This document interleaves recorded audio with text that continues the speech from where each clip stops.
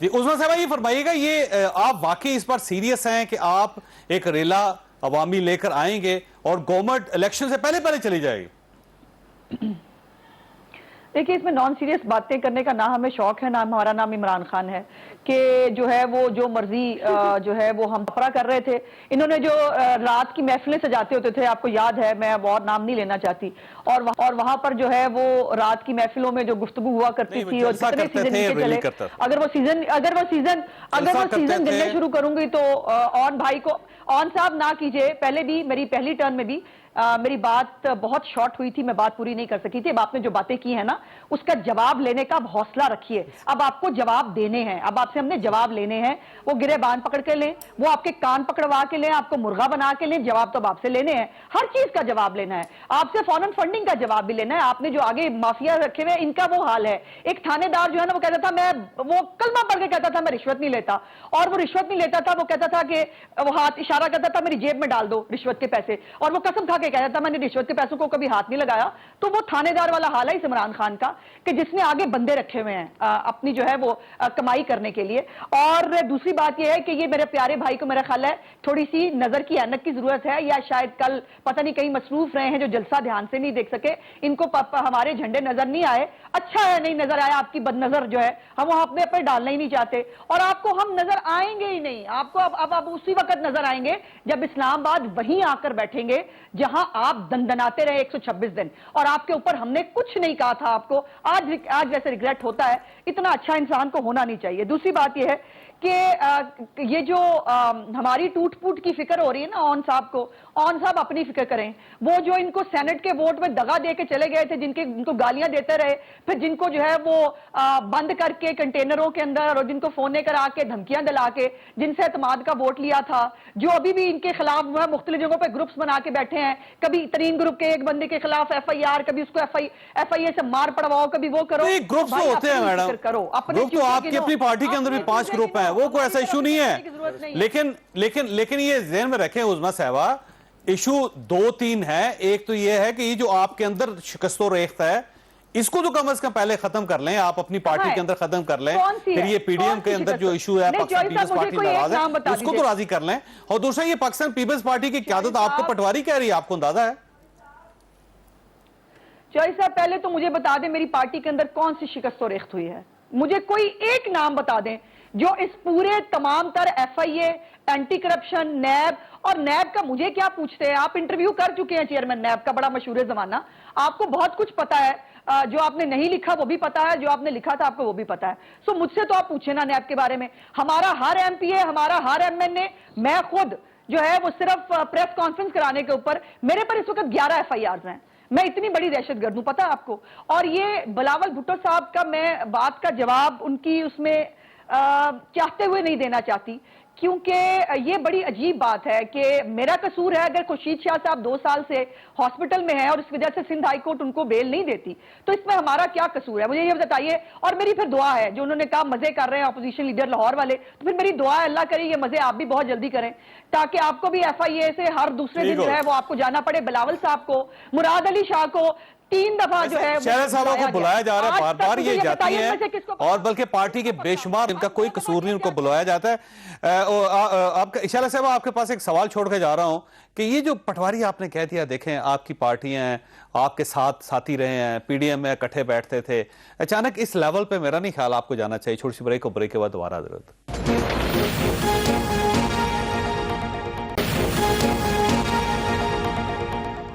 Programme میں دوبارہ خوش آمدید. شہلہ صاحبہ صرف 2 سوالوں کا جواب دیں. اگر فرض کریں کہ خورشید شاہ صاحب جیل کے اندر ہیں اور میاں شواسی صاحب جیل کے باہر ہیں، تو یہ قصور کس کا ہے؟ یہ کیا پاکستان مسلم لیگ نون کا ہے یا پھر وفاقی گورنمنٹ کا ہے؟ اگر وفاقی حکومت کا ہے تو آپ کو پھر وفاقی حکومت سے لڑنا چاہیے. دوسرا یہ کہ پاکستان مسلم لیگ نون ظاہر ہے آپ کے ساتھ پی ڈی ایم کے اندر بھی رہی، اور اب اچانک ان کو پٹواری کہہ دینا، آپ سمجھتے ٹھیک ہے؟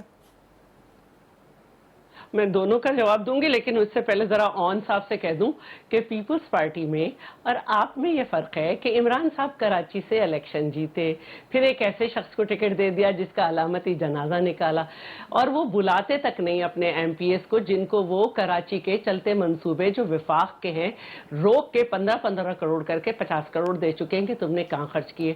وہ آ کے یہاں پہ آدھا رکتے ہیں، بلوچستان جاتے ہیں، واپس آتے ہیں، آ کے چلے جاتے ہیں.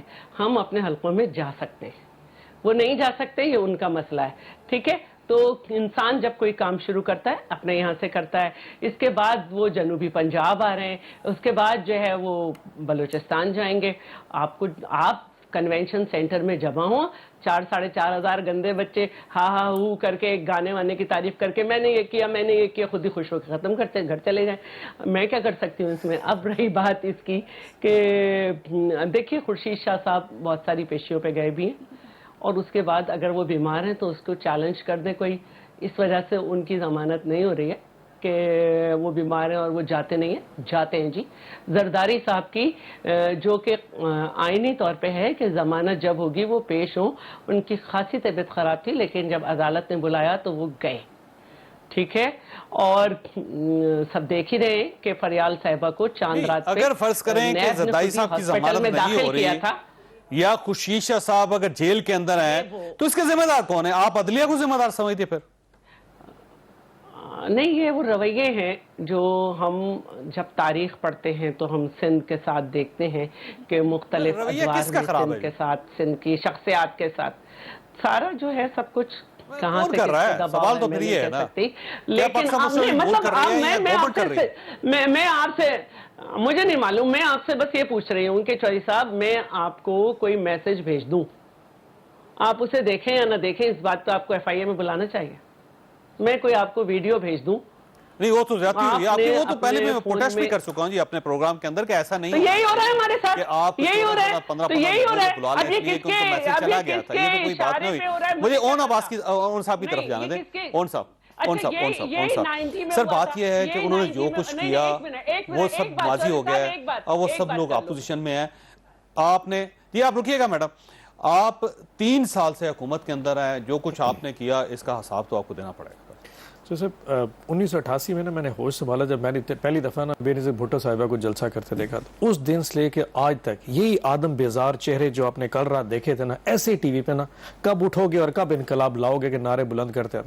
دنیا میں سب سے مشکل کام ہے اپنے لیڈر کی کرپشن کو بتانا، اس کو ڈیفینڈ کرنا. اگر آپ جیسے اب بی بی کہہ رہی تھی، ہے میری بہنوں کی طرح لاہور سے جو بیٹھی ہیں ہماری عظمہ بی بی، اگر ان کے لیے سب سے مشکل کام ابھی تک ایک سوال کا جواب نہیں دیا. 7.2 ارب روپیہ اور 128 کے قریب جو ٹی ٹی آر شہباز شریف صاحب کی فیملی کے اکاؤنٹ میں آئی تھی، آج تک اس کے اوپر کوئی جواب نہیں دے سکتے. عدالت میں ہونا ہے نا سر. بس یہ بات ہے کہ ہم پہ الزام لگاتے اپنی لیڈرشپ کی بات کریں. اب یہ پتہ کیا کہیں گی آپ اس کو نا پروف کر کے دکھائیں نا. اب 25 ارب اگر سلمان شہباز اپنے 14 چپڑاسی کے اکاؤنٹ میں جمع کر کے لندن چلا جائے، بی بی کے لیے ڈیفینڈ کرنا واقعی بڑا مشکل ہوگا. اور اس کے لیے اینک دیکھنے کی ضرورت نہیں ہے، اس کے لیے یہ آپ کے لیے بھی بڑا مشکل ہے. آٹے کے ایشو کو یقین کریں ضمیر کی آواز کی بلند کی. آٹے کی میں 10,000 دفعہ کہہ چکا ہوں. اگر یہ کل کراچی میں اتنا زیادہ مہنگائی کا رونا رو رہے تھے، اگر کراچی میں آٹا مہنگا تو عمران خان صاحب کی وجہ سے مہنگا نہیں ہے. مراد علی شاہ سے پوچھے نا، گندم وہی بھی اور فلور ملے بھی وہیں کی ہیں، ہماری وجہ سے نہیں ہے. کیوں نہیں پوچھتے ان سے جا کے؟ ٹسوے باہر جا سکتے ہیں. ایک شخص جو اگر پنجاب میں مہنگا ہے تو وہ کون ذمہ دار ہے؟ نہیں، ایک بات بتا، 1800 روپے کی گندم ہوگی. سب دیکھیں بات بلوچستان کے اندر مہنگا تو کون ذمہ دار ہے؟ اگر وہ اس مہنگائی کی بات کرے تو پھر سب کو ایک ہی ٹرے میں لے کے آئے نا. جو شخص آج سے 10 سال پہلے اس طرح کر کے مینار پاکستان کے نیچے ہاتھ والا پنکھا گھمایا کرتا تھا، وہی شخص کل مینار پاکستان کے نیچے بیٹھ کے وہی ٹسوے باہر آتا. عوام سمجھ سکتے ہیں، آپ ڈرامے کر کے عوام کو پاگل نہیں بنا سکتے. دس از ویری ٹرو. اور میں ہمت ہے، میں یقین ان کی جگہ میں ہوتا، میں کبھی بھی خان صاحب کو اس طرح ڈیفینڈ نہ کر پاتا. اب اگر بات بنی گالا کی سڑک پہ آ گئی ہے جو عظمہ آپا نے فرمائی ہے بنی گالا، تو ہمیں صلح کر رہتا جناب کہ بنی گالا کی ایک سڑک کے اوپر ان کا سارا دماغ ہے اور ساتھ 25 ارب ان کو یاد نہیں آ رہے. عظمہ صاحب آپ ڈیفینڈ کیسے کر لیتی ہیں جی؟ ان کا اون صاحب کا یہ سوال ہے. دیکھیے پہلے تو جذبات پہ نہیں آنا. اون صاحب جو ہے نا وہ مجھ پہ اتنی محنت کرنے کی بجائے اپنے اور اپنے لیڈر کے گریبان میں جھانک لیا کریں تو وہ زیادہ بہتر ہوگا. میں سڑک پہ اس لیے آ رہی ہوں کہ آپ اتنے کرپٹ ہیں کہ نہ آپ نے آنے سے پہلے ہماری زکوٰۃ اور خیرات کھائی، آپ نے اس کے بعد اپنا پارٹی فنڈ کھایا، اور اس کے بعد اب جو ہے ہمارے ملک کی آٹا، چینی، گندم، ہماری ادویات، ہمارا وہ رنگ روڈ، مطلب ان کے اور ان کی ڈٹائی کا عالم یہ ہے کہ شرم چھو کے نہیں گزری. وہ جو ایبسلوٹلی ناٹ والا ہے، وہ جو ڈرامے وہ کرتا تھا، جو یوں کپڑا لے کے ایک مرد یہ سر پر دوپٹہ لے کے اور وہ اپنے سیاسی مخالفین کی جو ہے نا وہ نقلیں اتارا کرتا تھا. ڈرامے کرنا اس کو کہتے ہیں. وہ ایک تھرڈ کلاس ایکٹر ہوتا ہے جو یہ حرکتیں کرتا ہے، جو جس کو لڑکی بننا پڑتا ہے دوپٹے لے کے اپنے مخالفین کی تضحیق کرنے کے لیے. وہ تھرڈ کلاس ایکٹر ہوتا ہے کہ جو ہے وہ کسی عورت کی جو ہے وہ تضحیق کرنے کے لیے بلو دا بیلٹ جائے. تو یہ آپ اپنے لیڈر کی خصوصیات مجھ پر ڈالنے کی ایک تو کوشش نہ کریں. دوسری بات یہ ہے کہ میرے لیڈرز کو اچھا مسئلہ یہ کہ جتنی آپ نے کرپشن کے واقعات بیان کیے ہیں نا عظمیٰ صاحبہ، یہ پرائم منسٹر کے خلاف کسی عدالت میں پروو ہی نہیں ہوا ہے. جب وہ اپوزیشن لیڈر تھے اس وقت بھی پروو نہیں ہوئے، اور یہ پاکستان کے واحد لیڈر ہیں جنہیں سپریم کورٹ آف پاکستان نے صادق اور امین ڈکلیئر کیا ہوا. اس کی سٹوریاں آ رہی ہیں نا آہستہ آہستہ باہر. وہ بھٹو صاحب کی جانے کے بعد پتہ لگا تھا نا ان کو پھانسی کیوں لگی تھی. اسی طرح یہ قوم کے وسیع تر مفاد میں تھا اس وقت عمران خان کو صادق اور امین ڈکلیئر کرنا. ان کی جو ہے وہ ڈائریکٹ میاں بیوی کی طلاق کے بعد آنے والے پیسے وایا راشد خان جو ہے وہ سپریم کورٹ نے ایکسیپٹ کر لیا اور ایک وزیر اعظم کو بیٹے سے تنخواہ نہ لینے کے اوپر گھر بھیج دیا. تو یہ تمام چیزیں وقت کے ساتھ ساتھ سامنے آتی بھی. ان کی رسی دراز ہے چلتا، سمپل سی بات ہے. آپ کو نہیں پتا، آپ کو چیئرمین نیب صاحب بتا چکے ہیں کہ وہ ان کے اوپر ہاتھ کیوں نہیں ڈال سکتے. ان کی رسی دراز ہے، اس لیے ان کے ابھی کیس نہیں کھلیں گے. ان کو بھی کوئی دیکھنے کا پوچھنے کے لیے تیار نہیں ہے. لیکن یہ ذہن میں رکھیے گا، ہم نے تو بھگت لیا، ہم نے تو ہر طرح سے مہینوں ہم نے جو ہے وہ بھگت لیا. عمران خان صاحب جو ہے وہ 3 دن نہیں نکال سکتے جیل کے اندر.